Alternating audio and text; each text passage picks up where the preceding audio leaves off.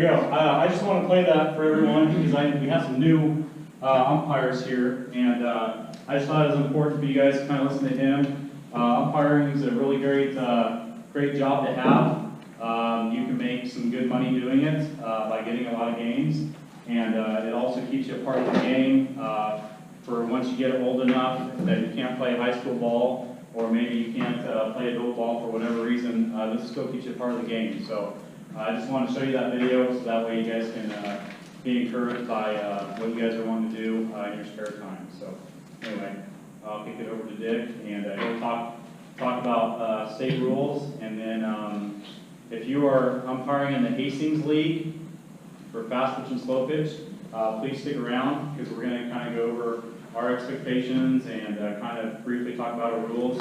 We won't be here very long, and then we'll let you go. And we also have some forms that we need you to fill out for the city of Hastings. So anyway, I'll kick it over to Dick, and we'll go from there. I'd like to welcome Ryan introduce. I'm Dick Ross. I am actually UIC for District 5, which is the Grand Island area. Used to be the District 7 for the Hastings area. So I help out Carlos by still coming here and doing the Hastings clinic for him. So it's only 25 miles for me to drive. Tonight, District 4, Eddie Walters from Carney's here. So he'll throw in whatever I forget or don't cover. He'll also probably throw in his 2 cents worth. Glad to be here. Glad to see this many faces. I've been coming here, I don't know, 8 years now. This is the most people we've ever had at a Hastings clinic.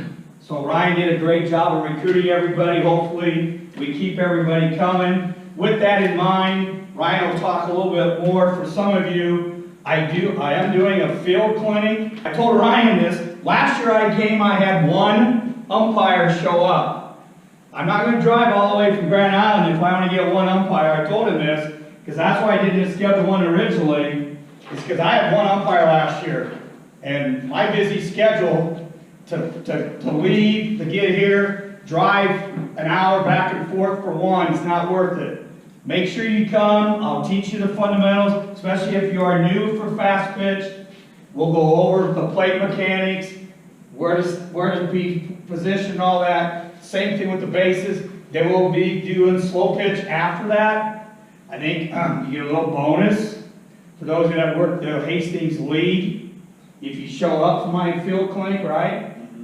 So you might get a little extra $1 or $2 a game. And tonight, showing up tonight. And tonight for showing up. So that is one thing on that.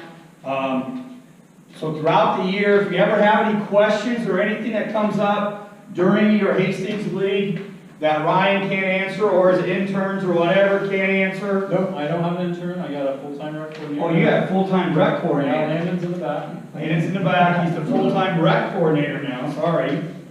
So those can't handle it. They can always. I might be showing up every once in a while. It all depends. If I do show up, it'll mostly be probably slow pitch nights. But if you are playing a youth league game, I might go down there and wander. I think my son might be playing with, who knows. He gets picked up by everybody in the summer anyway, so I never know what his schedule is. So I might tell Ryan I might be coming. Do we have some fast pitch games? If we do, I'll come over and watch. Anything like that. Also, if any of you are ever interested, if Ryan can't get you enough games and you want to drive to Grand Island to work, we do have a brand new 6-field JO complex. Those of you that have not seen it, it is, hate to say this, it's putting the Smith complex to shame a little bit. It is very nice. Okay, finally the city of Grand Island did that. We just got to get them figured out how to not charge as much as Hastings does, so we still don't have to bring the Grand Island tournaments here. But it's a nice 6-field complex. They have games Monday through Thursday, usually 3 games a night. And if you're interested in wanting to work there, I can give you the individual's name. I'm sure you'll want people to umpire. So the Bronco League is what? What nights you playing Bronco League? Every night of the week. We are going to play it every night.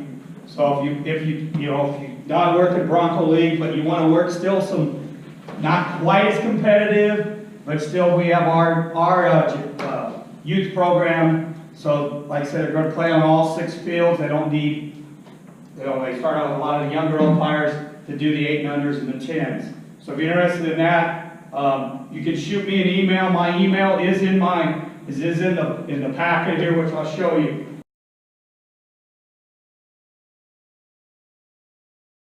All right, go to the Nebraska softball website.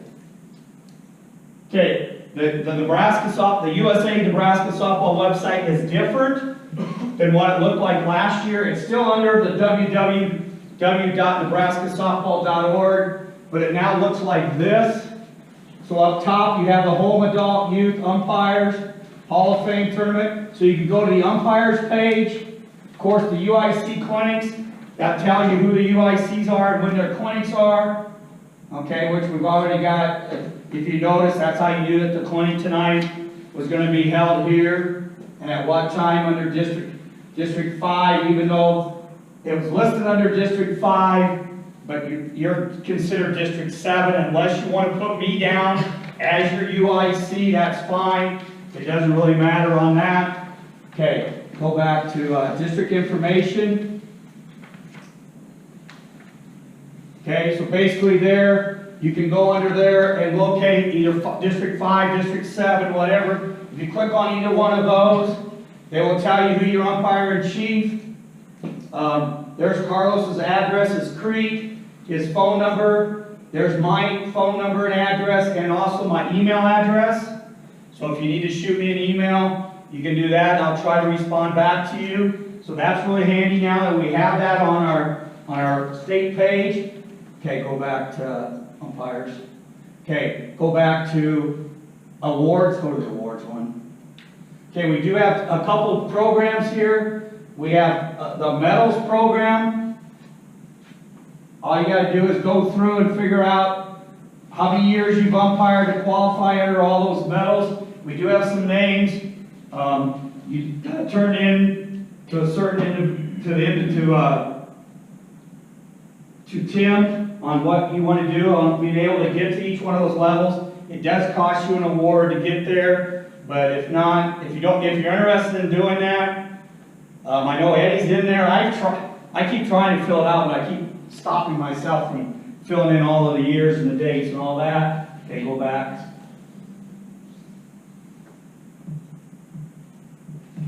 Okay, go to umpire registration. Okay, this is how you register to become an umpire. If you want to do it online, you go down there. If you registered last year, you should have your umpire's card. That has your ID number. It's a lot easier. Just click on that information. If nothing has changed, it'll just pop up and you can just register that way. Otherwise, you can just go down here. If you're a new umpire, you can go through and register. As long as you have some type of a card, you can go ahead and type all that in, and you're good to go.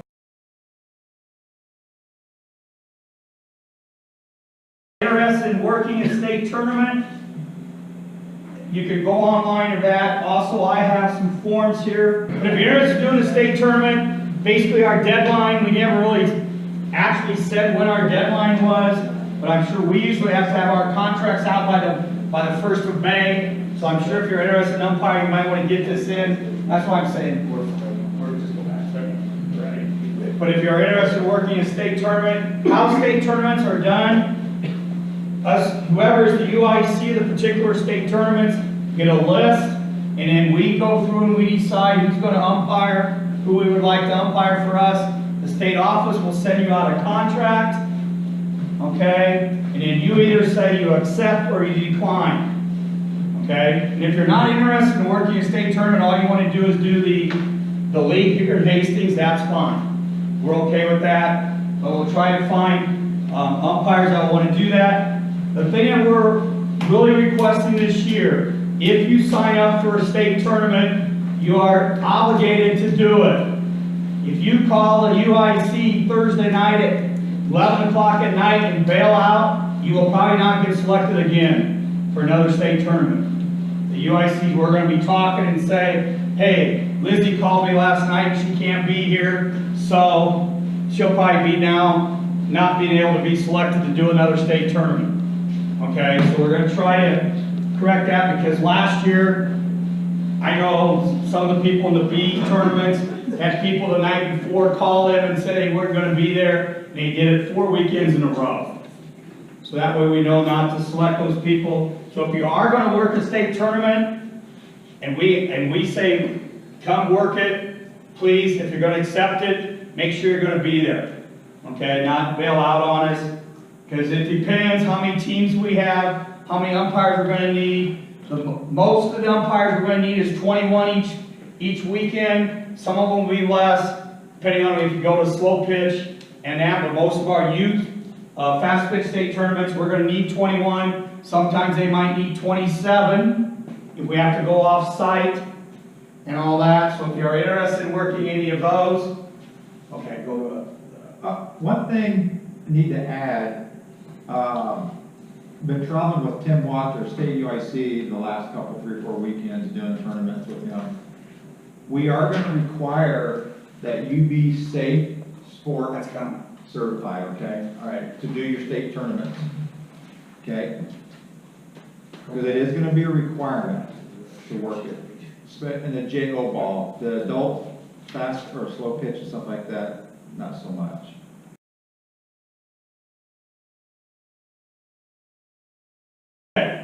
With what he was talking about, all JO umpires, if you want to work state tournaments, you need to go do the Safe Sport. Go to click on the Safe Sport app. You go through it. Were you able to get on there without a problem? Yeah. Okay. Because when I tried it, it took me a while to get to it. I think maybe but you go on there, you purposely go and take it. You're supposed to have a certificate at the end. If you can, print it off. That way, if we do select you to do a state tournament, we ask you if you're safe sport. That way we know that you are safe sport. Last year I talked about this at this clinic, saying we were going to make it a requirement if you want to work a championship play, that you have to be safe sport. We'd like it if you're going to be any JO games to be safe sport certified. Those of you, I got a feeling NSAA is going to make us do that. For those of you that work NSAA in the fall, I think they're going to make us do the safe sport also. Just like we have to do all the concussion testing as coaches and all that, I think the safe sport's coming for all umpires, no matter where you're going to work on that. So those are some things that are very important. That's why you're going to have to be able to get to the internet. It says safe sport training must be completed every 2 years, but we're expecting it every year. Well, there's a recertification in the odd year that you don't have to recertify. So the first one you do, give yourself some time. There's 3 30-minute sections. You have to pass each section to go to, like your session 1, you got to pass that to go to session 2, pass session 2 to go to session 3. Once you get those passed, then you're good for 2 years. But that odd year, get a recertify, it's only a 12 to 15 minute recertification is all it is. Just a refresher course. And our state office has access to, they will know if you've been certified or not. Hopefully, we're trying to, I talked to Tim, we're going to get that added onto your card. So it's on there. So we're trying to get that taken care of. That probably is a process that we have to talk with this company that does the background check and all that stuff. It's a process that we can add. So just, it's going to be coming, because if you do USA wrestling, track, tennis, golf, any of that stuff, and you certified there, you're good for any sport for USA. So if you did it in your tennis or whatever, you guys may do something else in, you're good for any of the USA sports. So I know a lot of you here, I know got safe sport last year. If you were registered last year, it did. So you just have to do the recertification. Those of you that did not will have to go through the 3-part test, and that's to do state tournaments. That's to do championship play for sure. It's just 10 questions per. Yeah, it's not like it's not hard. No. Because basically, you just take the test what they just talked about. So you just got to select the correct answer and go.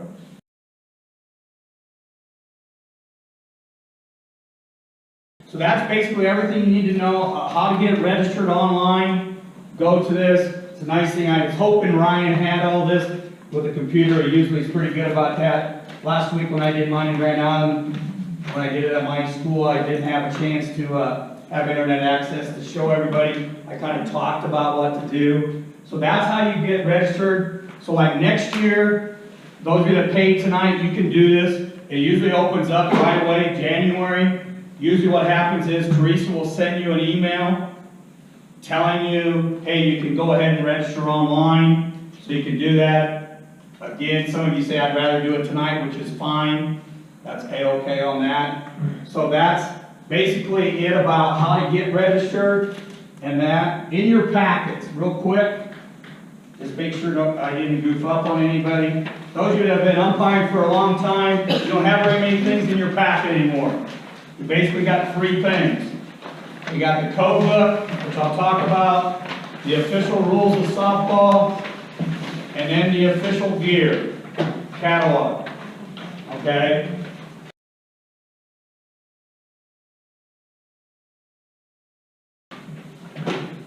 Very important, if you want to work championship play or anything like that, we'll take Eddie's examples that he brought. These are the shirts that we would like you to use. The ASA old shirts that we have are not going to be allowed in state tournaments or districts anymore. So we either got the light blue, save that one for last. We got the dark blue, we got the pink, and new this year is the white. And some people think about the white shirt. You know, when I went to the Women's College World Series last year, I think that's when the white shirts came out. And I was at the Hall of Fame talking to the umpire guy that runs the store there, and he was asking me about this. And I said, white. He says, how are we going to keep them clean? He says, the Oklahoma dirt that they had, he said he went out and he got to grab a dirt, put it on the white shirt, took it, and you can't even tell. So it doesn't get as dirty as people think it will, even when you're umpiring behind home plate. So again, if you're interested in getting a white shirt, on page 4 talks about the shirts. The one advantage a lot of you guys have here in Hastings is they have 3 out of the 4. I don't know if she's got the white ones in yet. No, you gotta order. I think the white one you probably got to order from this catalog, but the light blue, the dark blue, and the pink, the state office does have those shirts there, so you don't have to spend the money to go to Oklahoma, send it to Oklahoma City, pay for shipping. You just go straight to the state office sometime. They're usually open from 8 to 4, 8 to 5. So sometimes you can stop in there and pick up your shirts there. Pants, again, there are pants in there. Again, fast pitch, gray has been our more popular color. We have been going to, some people do. It depends where you go. You might have to have the navy blue. Slow pitch goes with more navy blue. They do have shorts as an option. Now, running your rec league, that is up to Ryan how he wants to do the umpiring shirts. If he wants you just to wear an umpire shirt, that's fine. Or if he wants to require you to wear the USA. I'm giving the rec leagues and those people the choice how they want to do it. Because I know in Grand Island, with our slow pitch league, they buy them a shirt that says umpire on it. Okay, so it's up to you, but if you're going to go work championship play, you're going to need all of our uniform that we have also in there. It has our jacket, it also has our hats, if you need to order any of those. If you need to order plate equipment, that's also in there, but like I said again, you don't want to pay the shipping price, and you have time to go to the state office, you can buy most of these things at the state office. If not, Teresa can order them and get them in there. Probably be a lot cheaper that way than you actually spend it to get it. I know I've bought shin guards and chest protectors and face masks from the state office. So they've had it pretty much, same thing with my hats and all that, instead of going through there. Again, it would be very helpful if you're going to umpire fast pitch to get the equipment, okay? Don't be brave and go behind home plate thinking you don't need a chest protector or shin guards and all that. Some of you might even forget and even wear your shin guards on the bases every once in a while, okay? Off, and then your face mask is very important that you have your face mask to help that nice look. Don't pull a Craig Hanneman and go behind home plate without a face mask. Everybody else is laughing at you for about 2 innings. It's still, those of you that are friends with my son on Facebook, it's still a joke every once in a while about some umpires. So if you need any equipment, it's all located here that you can look at what you need. If you have a question about some equipment, go ahead and ask me, email me, and I will be able to answer that. On the shirts, for our rec league, just have you wear shirts unless you already have a polo shirt, that'd be fine. We'll be leaning on that. But our Bronco fast pitch league, definitely need to wear the whole shebang. And then our adult slow pitch also need to wear the proper shirts and pants or shorts. Pants and shorts for slow pitch, we're okay with whatever, but definitely need to wear a shirt and hat. What's that? Yeah. Regular athletic shorts, I'm good with it. Yeah, so as long, I mean, like I said, check out with Ryan what you want as far as that for uniform. You know, we want you to look like you're an umpire. Don't come out, you know, on there and your hats. Try to keep your hats semi-clean. Don't get it really dirty and then go and try to umpire. So try to look the part like you really want to be there. Shirts tucked in all the time, please. Okay. That'll be one of the things that we'll look at. So try to get all the USA apparel.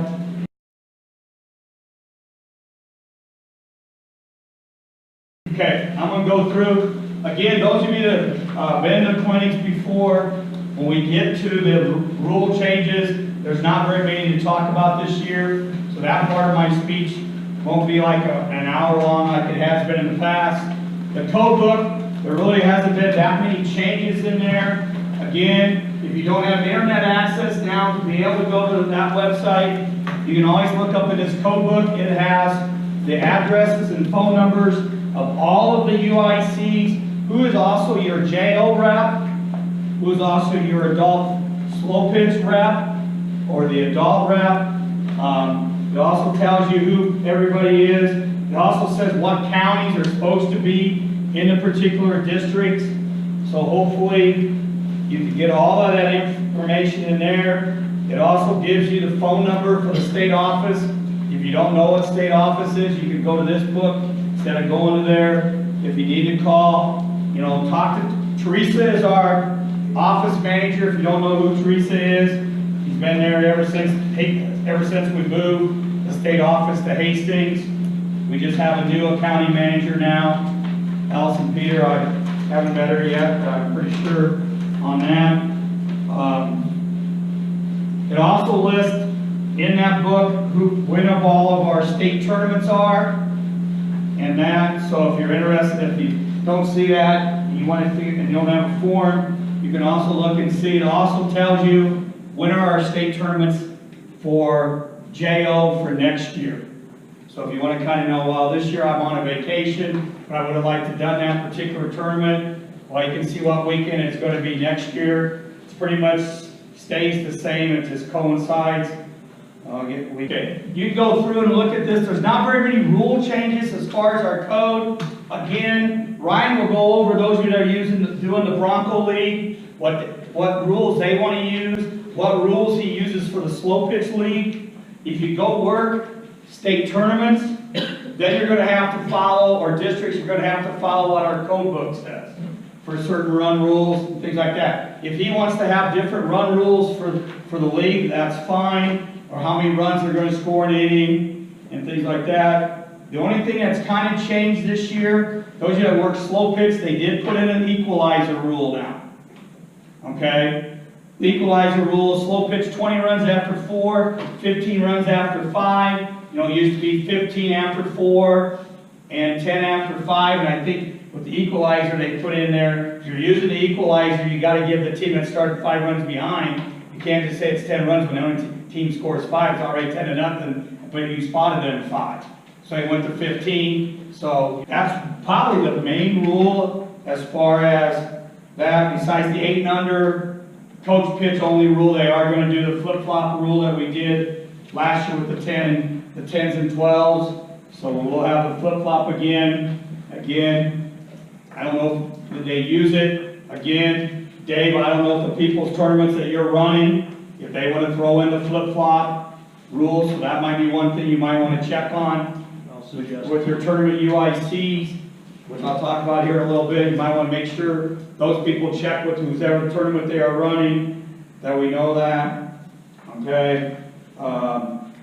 Otherwise, as far as in the state rule book, that is about it. Some of you do tournaments, you get paid more than what we pay you at districts. That's fine. Stay with it. Okay? That's not, this is set by the state, so we have to go with that pay.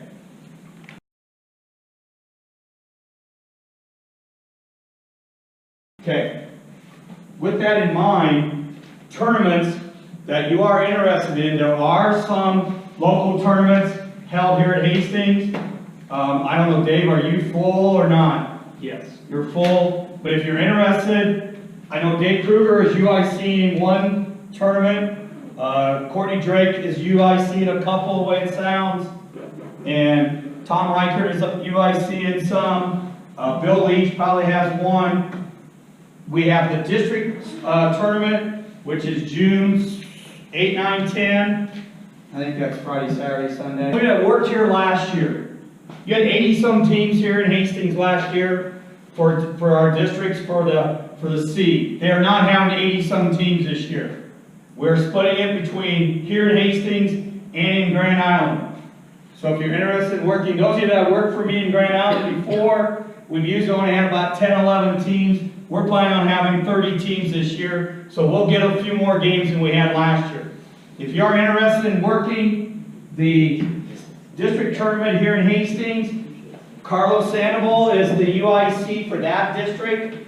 I am the UIC for the district in Grand Island. I know some of you in here have already responded to me that said you can work that weekend for districts for me. I'm going to need more than 9 umpires I've had in the past. Yes. I've already told Bill, who's ever going to be the tournament sponsor, we're still trying to find somebody to sponsor that I might have to get hotel rooms for more than just one umpire this year. I might have to bring some more umpires in for hotel rooms. But if you're interested in working that weekend, let me know. I think what's going to happen is the Kearney teams that came to Hastings last year are going to be coming to Grand Island. The Lincoln teams that came to Hastings are also going to Grand Island. Also, the teams that are actually in my district are going to go to Grand Island instead of here, like the Central City teams that were supposed to have been coming, that ended up coming here. They'll be going to Grand Island. So there won't be quite as many teams here in Hastings as there was last year, but we will have more teams in Grand Island. So be a few more games to work. So if you're interested in working that weekend, that then kicks into all of our state tournaments. The A and B state tournaments start the week after that one. Again, A and B, they don't have districts, so that's why we can jump. That's why they don't have to have them quite as soon. And then we start with our first Class C1 on June 28th, so we have to have districts done on that weekend. Okay? So if there's any questions about those tournaments, you can give me just call me or email me. Email for me right now, email is the best. My phone, I'm around, but I'm busy right now with everything else going on at school. So when school is out, I'll have a little bit more time to answer my phone. Right now, I usually look at my email 5 times a day. Usually, today was more often because we were worried about the weather. Okay? One other thing while I'm talking before I get to the actual rule book, one of the important things that we had our conference call a month ago that Tim expressed to us is keep away from touching the girls, okay? So we've had some umpires in the past that have been touching the girls and all that, so try not to touch the girls as much as possible. Now, if you have to shake a hand or something, just because they handed you the ball and you shook their hand, that's fine, but try not to do it over excessive on that. We've had some umpires that people have turned in that said they've done way too much socializing with the girls and getting that way, so try not to do the touching. So I know accidentally, if you're back behind home plate and the girl accidentally falls back, the catcher, and I'll have an instinct that I might grab her so she doesn't fall. I can understand that, but just don't get that in the habit of always touching the girl while you're behind home plate umpiring, okay?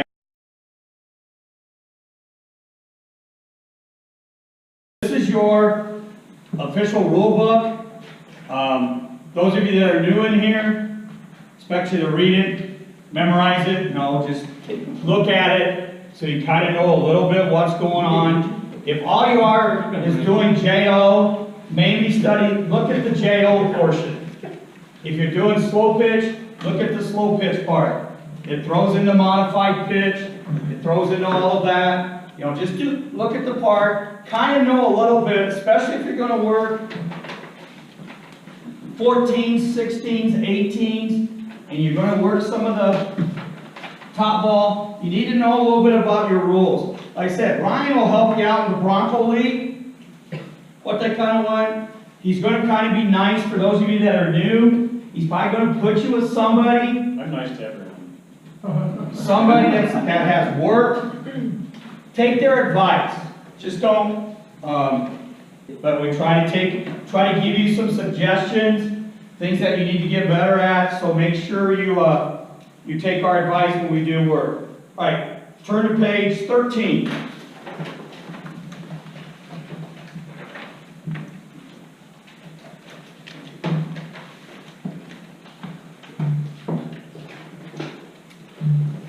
Those of you that, again, that have umpired before, as you can tell, that's all the rule changes we have this year. Used to be we had about 4 pages of rule changes, so things aren't happening on the East or West Coast as much anymore, that they need to change many of the rules. Okay, Rule 3, Section 6, equipment. It removes the restriction for wearing other association logos on uniforms. Used to be you could only have the USA logo on your uniform. They now went away. So if somebody does have that other bad organization on their uniform that they're okay with, if they have a little patch for U-Trip, that's probably going to be okay. Okay, so they don't have to have that. Okay, Rule 3, Section 6A2 allows more color options for caps and visors, which means if team colors, so this was brought up in Grand Island, if my team color is pink, can I wear a pink hat?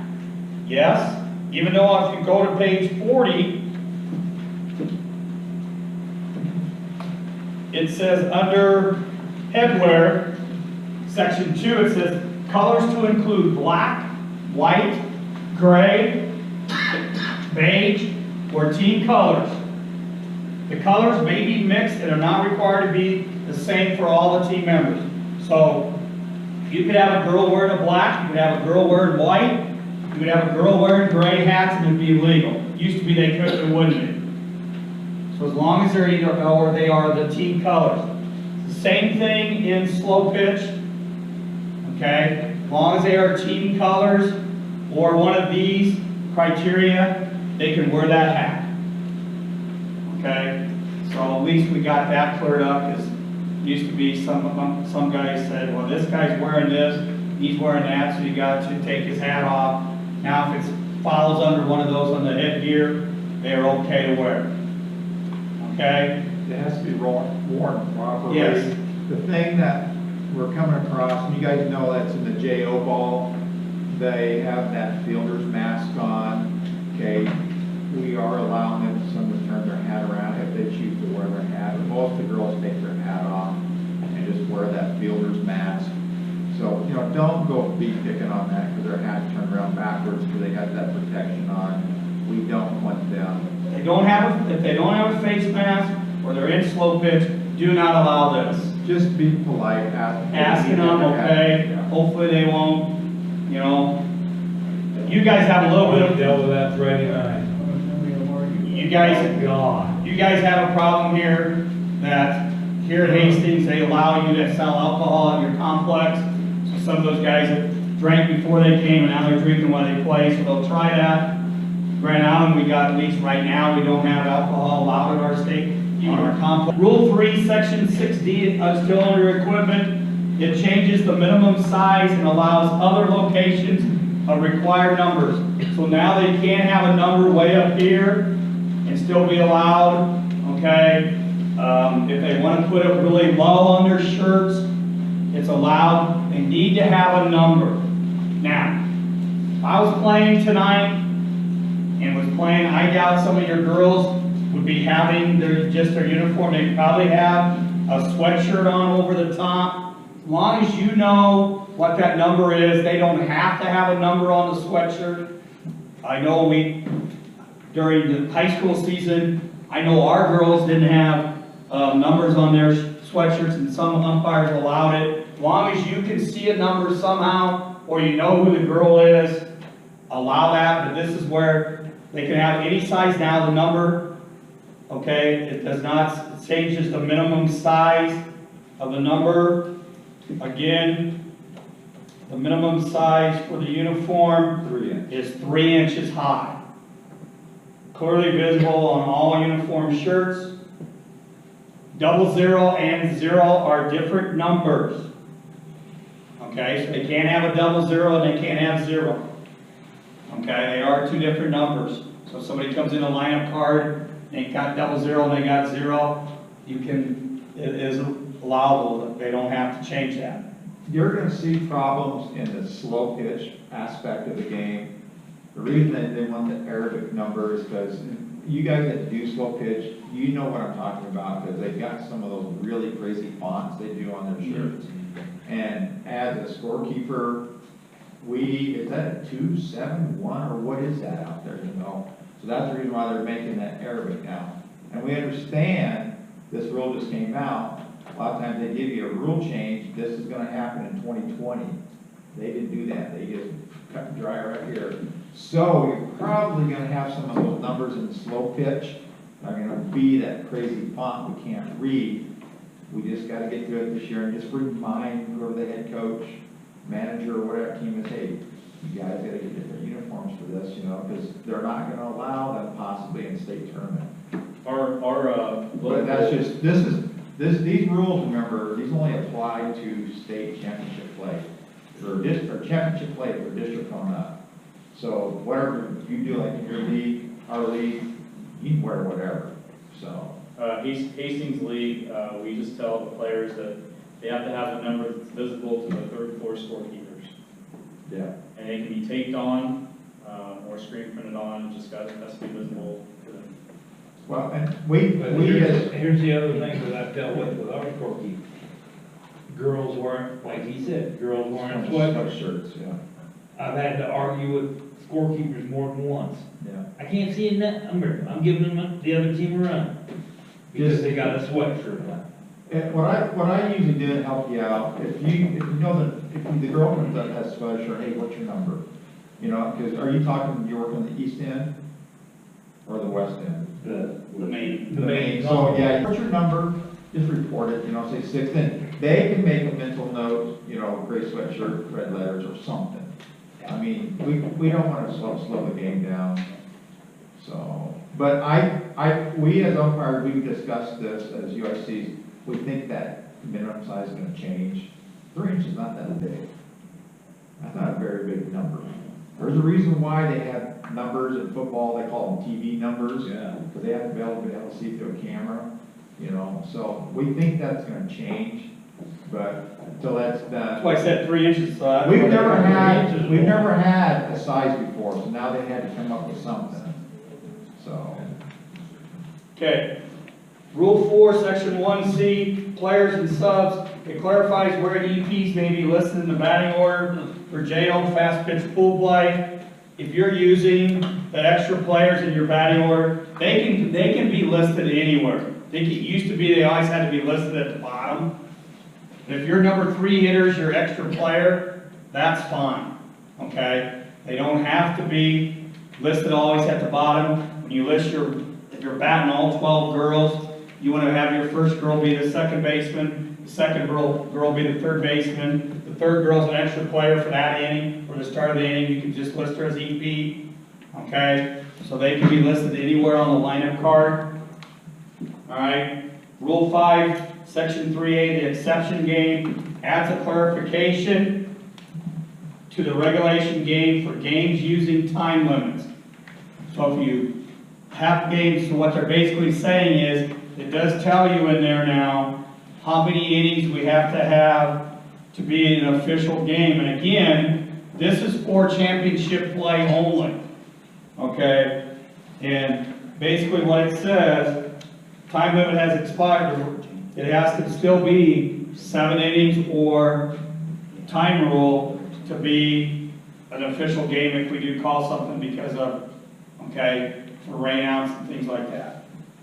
Rule Section 7.3b, batting, we don't have to worry about that because we don't have 14, 16, 18 JO boys slow pitch.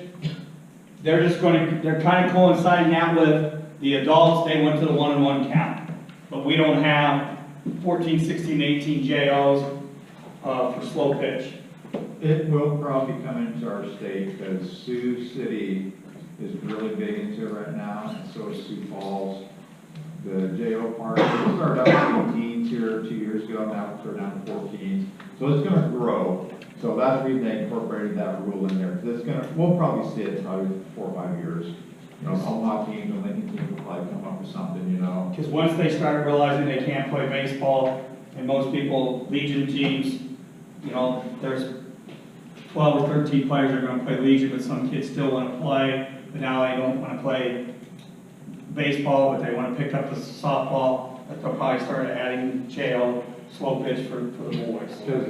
The last one, Rule 8, Section 10, forward batter, runner, requires team to report defensive changes involving the pitcher or the catcher. Main reason why we do that is for courtesy runners.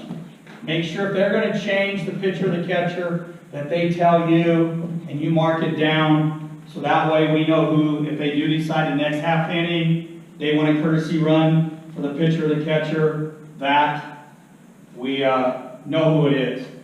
Okay? They can't all of a sudden say, Johnny's going to come in and pitch, but Johnny was playing shortstop, okay, because he's going to come in and pitch the next inning, okay? So make sure they tell you before that happens or everything. They can't just say all of a sudden you got on base if they want a pitch run for him.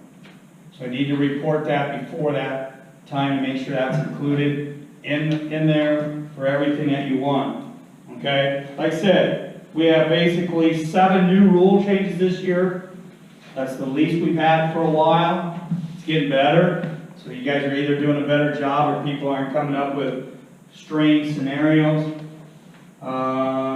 Most of the stuff that there's changes was kind of wording, and these are because we get some of these lawyer parents that come out, like the regulation game. Someone said regulation game has to be 4.5 innings, but if that term is playing a time limit, that makes it a regulation game. So that's the reason some of that come out. Because some lawyer parents got involved with this stuff. You know, it's like the DP flex. You know, we used to call it depot. They said, well, they can't bat, that says defense only. Yeah, you're right, but that's not the intent of the rule. So we had to change it to DP flex, designated player, and flexible player. So, because we get lawyer parents involved in the game, the kids don't care, they just want to play.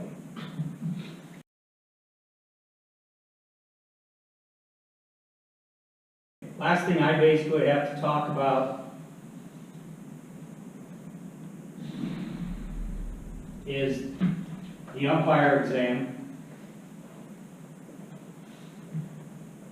Okay, again, you can go to the USA Softball website, which is the actual USA Softball website, not the Nebraska. Go under umpires, and you can go and find the test where it says the exam, umpire exam.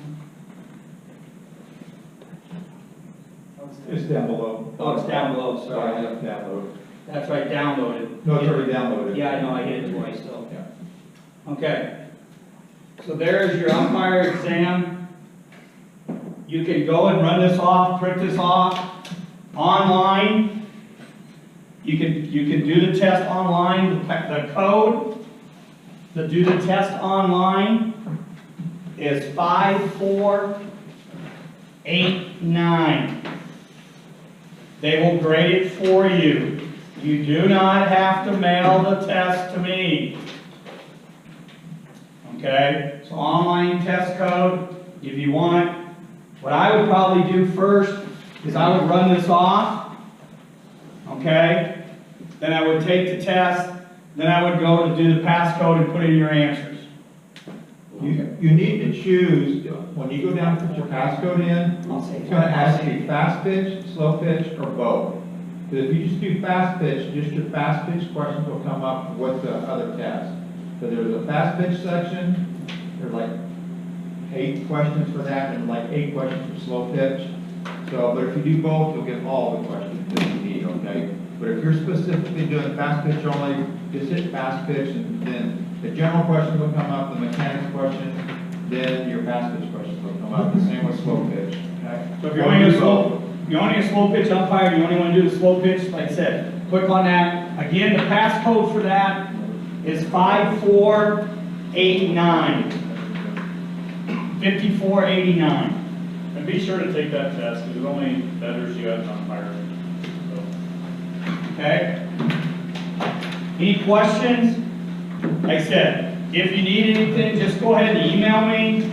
If you have a question throughout the year, if you do call me and I don't answer my phone, please leave me a voicemail. Because what I do is I only answer phone calls right now with people I have as contact. Because I'm still getting all these, just like all of you, getting all the telemarketers.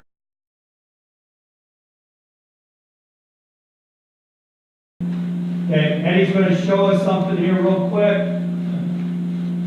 It's very important. Those of you that work fast pitch, you want to know what is the difference between leaping or not.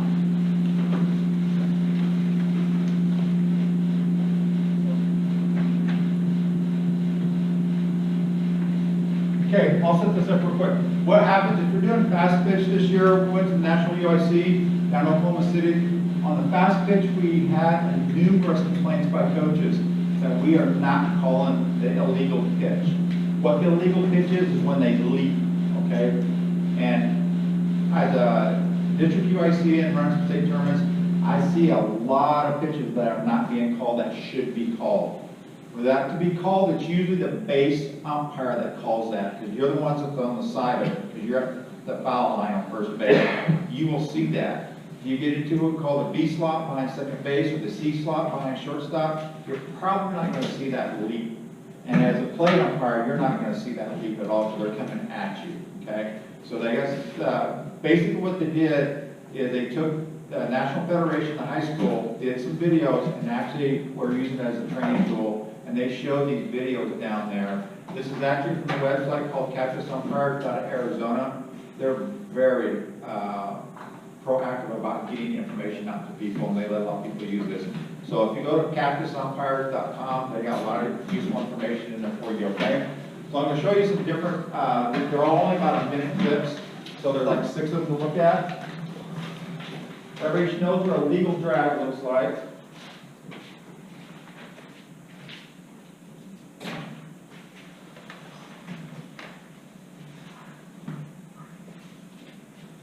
Hello and welcome to NFHS softball. We're going to look at a pitcher executing a legal drag. The pivot foot must stay in contact with the ground and within the 24-inch length of the pitcher's plate. In this first clip, the pitcher steps on the pitcher's plate, takes her signal, and starts her delivery. She takes a step forward with the non-pivot foot and pushes away from the plate while maintaining contact with the ground. Enforcement of the drag must be by the base umpire.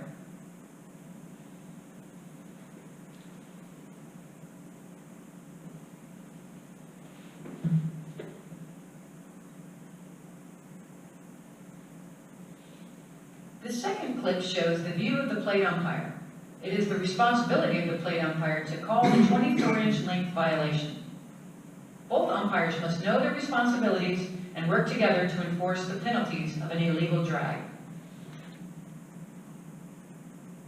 I think she misspoke there, should be the width, not the length. Because people are like, well, how far, we don't care how far they drag out. It's the width of the pitching plate that we're talking about, okay? Go to cactusumpires.com, watch, I mean, you can see where I went to Cactus Umpires, and just watch the video. There's 2 pages of it to watch.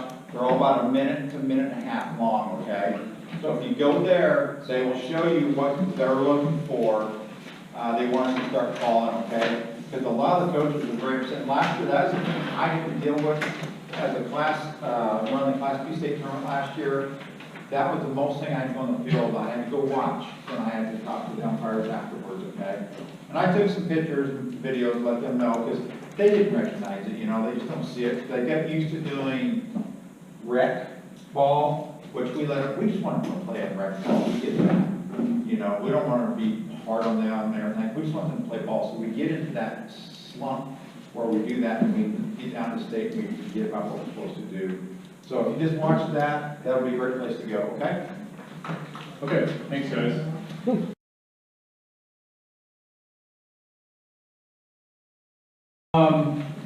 For those of you that are doing Hastings leagues, please stay. I'm going to make this as quick as I can here.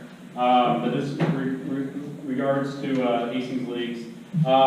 First of all, Dick talked about how Grand Island is having a complex and it's going to be way better than Hastings. That might be all fine and dandy, but we have a dynamic field crew out there that makes our field look awesome. So good luck, Grand Island, for matching our staff. They won't match your staff. We already know that. So, okay, very good. I already know that one. Sounds like a challenge. Speaking of weather on its way, we have a hotline number card. I think that's been maybe distributed, if not Landon. Landon here is our rec coordinator. He's our full-time rec coordinator, so he will be in charge of the softball leagues at the fields. So he'll be kind of my eyes and ears out there every night. That hotline card number, what we do, our policy on that is we update that as soon as we make a decision, okay? If we know there's going to be a storm all evening long, we'll call it in the afternoon. Otherwise, we know how storms just kind of pop up and disappear, or meteorologists are wrong with a storm and we never get a storm. So sometimes it may be right at 5 o'clock or right before game time. So just always call that number. We even tell the players to call that number, and we will update that as soon as we make a decision, okay? We also have our Twitter account on there. We started a new Twitter account, so we're always doing updates on that, and then our Facebook page too. We will probably not do announcements on weather on Twitter, because we always want to have everybody use our phone number, okay? Because there might be times we forget to do Twitter, but we always will do that hotline, okay?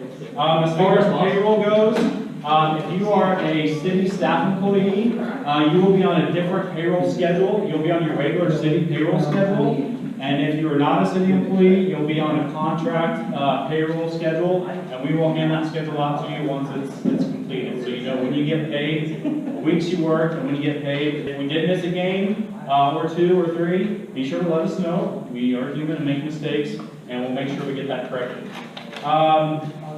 Everybody needs to fill out a W-9 form if you are working for our leagues.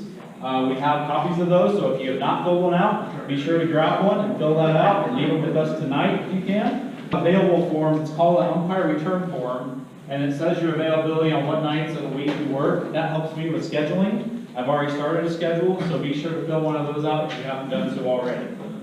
Earlier we talked about dress, so I won't go over that. If you have any questions, call me.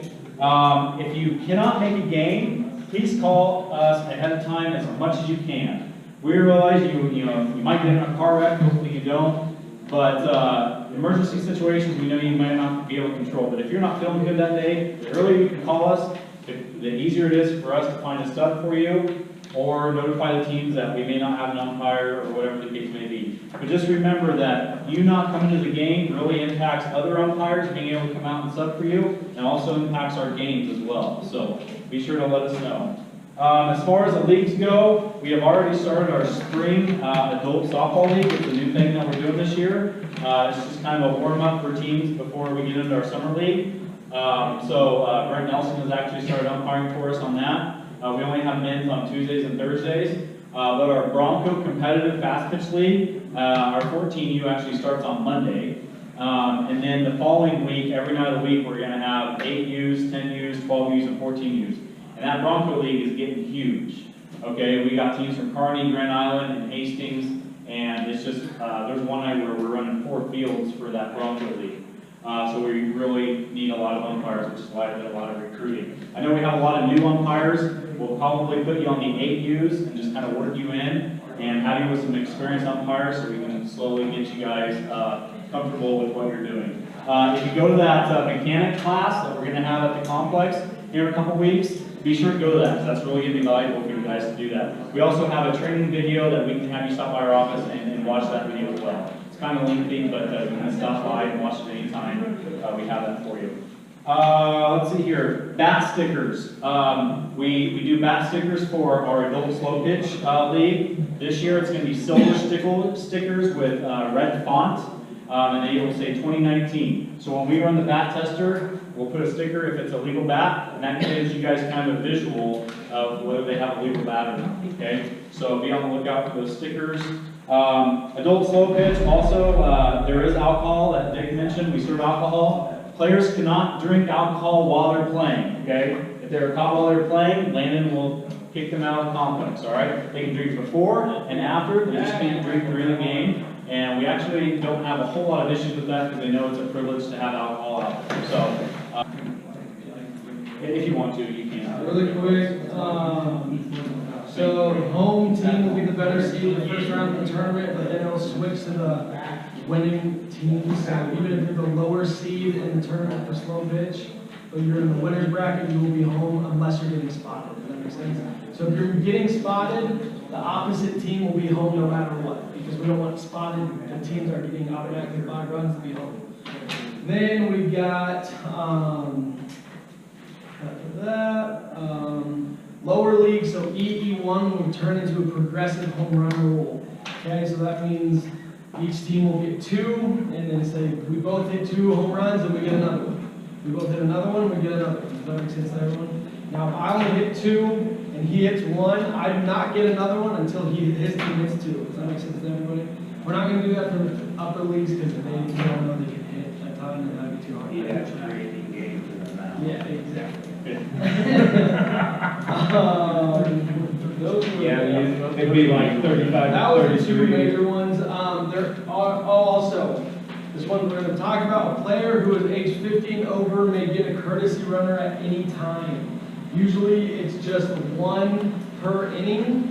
Now it may be if you're 15 or over, we will obviously check the age and we'll let the umps know, but they'll get a courtesy runner at any time and we'll have to keep count of that. That is a state rule, so we're just being consistent with state rule. And we're talking about implementing protest fee as well, because last year got kind of out of hand with players just protesting because they were mad at other teams. Yeah, it'll probably at minimum $50 that they gotta pay us if they want to do a protest. Yeah. If there is a protest, we will not decide on the game status that night, okay? We will play it out because it might be wrong. It may be a legal player on the roster.